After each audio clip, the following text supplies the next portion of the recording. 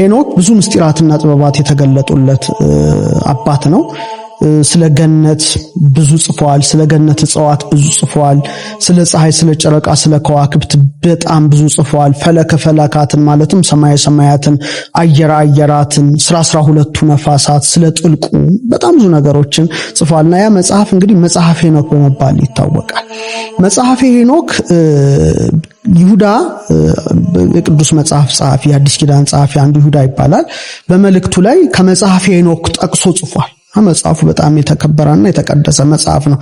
ግን ያ መጽሐፍ ተሰውሮ ጠፍቶ ነበር። በጣም የለም፣ ምድር ላይ የት ገባ አይታወቅም።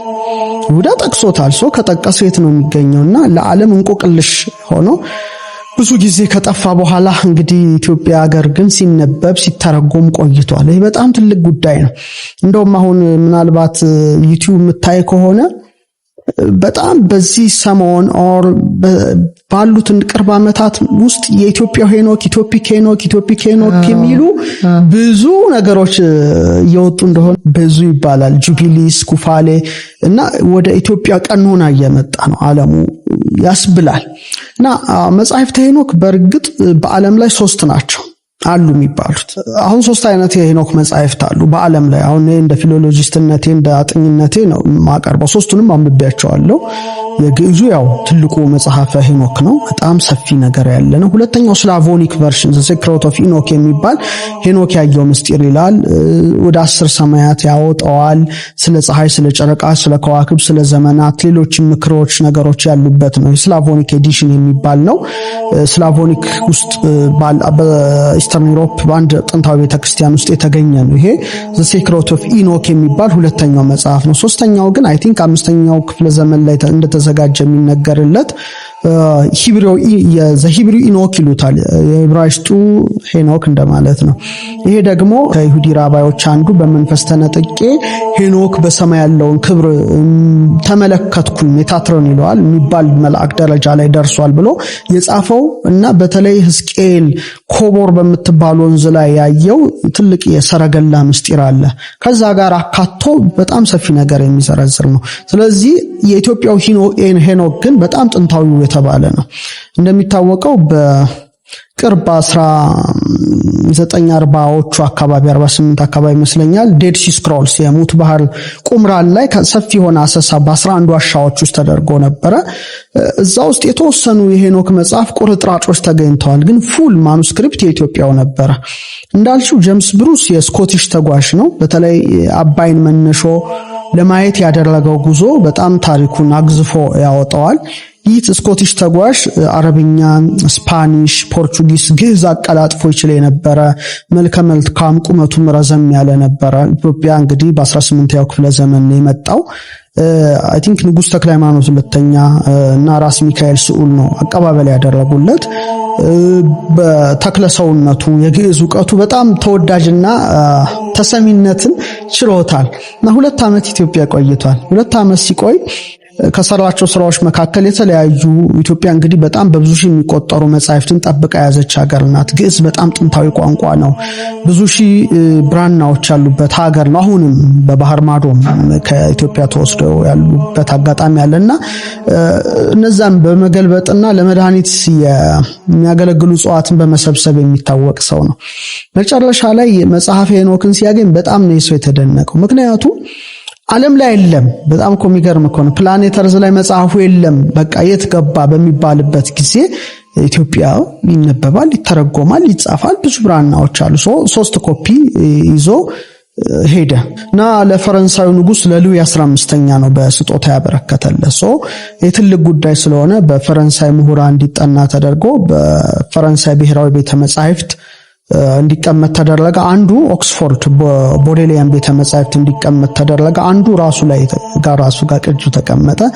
ካረፈ በኋላ እንደገና ወደ ቦዴሊያን ቤተ መጻሕፍት ተሸጋገረ ማለት ነው። ከዛ ያ የሄኖክ መጽሐፍ መገኘት በአውሮፓ ላይ ትርጉሙ ቀላል አልነበረም ነው።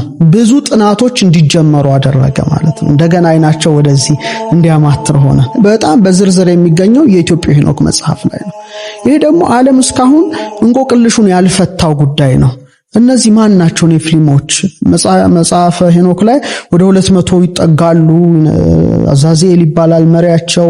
ምን አይነት ስራ ይሰሩ እንደነበር ቅድምም እንደጠየቅሽኝ ተውላጣ ዓለም ዲኤንኤን ማዛባት፣ የፈረስን የበቅሎን ወደ ሰው የሰውን ብዙ አይነት ክሬቸርስ የመስራት ጉዳይ ነበረ በዛ ጊዜ።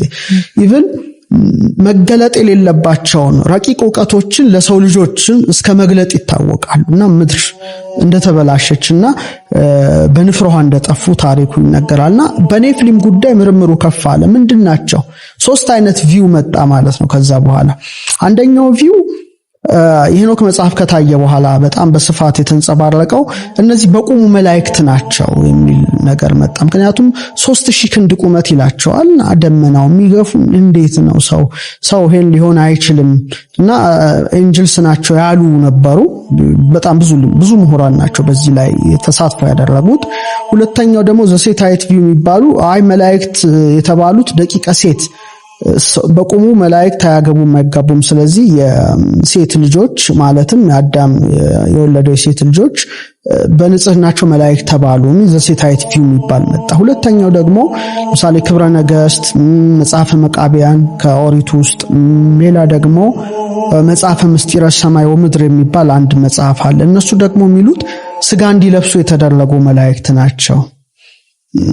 አዳም ላይ ታበየው መጨረሻ ላይ እግዚአብሔር እስቲ ሊፈትናቸው አልብሶ እንደላካቸው እና በጣም ይሄ የዲኤንኤ ነው ድብልቅልቅ አርያማዊና አዳማዊ ዲኤንኤ ሲደባለቅ ማህፀን ቀደው እስከ መውጣት ደርሰው ቁመታቸው በጣም ጃይንት ነበሩ።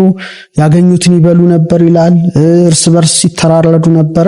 መጨረሻ ላይ ሩፋኤል ተልኮ አዛዜልን ጨለማ ጉድጓድ ውስጥ እንደቀበረው ወደ 70 የሚጠጉ ትውልዶችን ኮረብታ ውስጥ እንደጨመራቸው ደግሞ በዛ ዘመን ነበሩትን እንዳጠፋም የሚገልጻልና 3 ቪው አለ ማለት ነው። ያ ሁሉ ቪው እንዲቀሰቀስ ምክንያት የሆነው አንደኛ የኢትዮጵያው መጽሐፍ ሄኖክ ነው።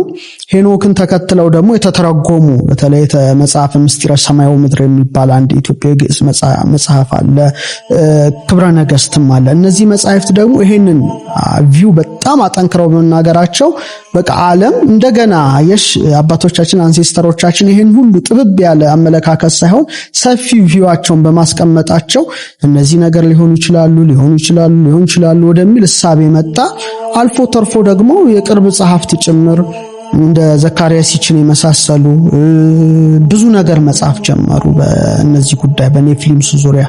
አኑናኪ የሚሏቸው አሉ፣ ምን የሚሏቸው በጣም ሰፊ ጉዳይ እየመጣ ሶ ዓለም ትኩረቱን ወደዚህ መጽሐፍ አደረገ ማለት ነው። ስቲል አሁን ድረስ ኢትዮጵያው መጽሐፍ ሄኖክ ይመረመራል፣ ይጠናል። ብዙ ሐሳቦች ከውስጡ ሪፍሌክት ይደረጋሉ በተመራማሪዎች በሳይንቲስቶችና እኔ ይሄን ሳስብ ሁሌ ደግሞ ዩቲዩብ ላይ ሪሰርቸሮች የሚያቀርቡበትም የተለያዩ ቦታዎች ውስጥ ስትመለከቺ ዘኢትዮፒክ ሄኖክ ኢትዮጵያዊ ሄኖክ መጽሐፍ ማለትም ኢትዮጵያዊ ትርጉም ግዕዝ ብለው ኮትስ እና ሳይት ሲያደርጉ ስትሰሚ እንደ ሀገር ወይም በዛ ውስጥ እንዳለ ሰው ከፍተኛ ክብር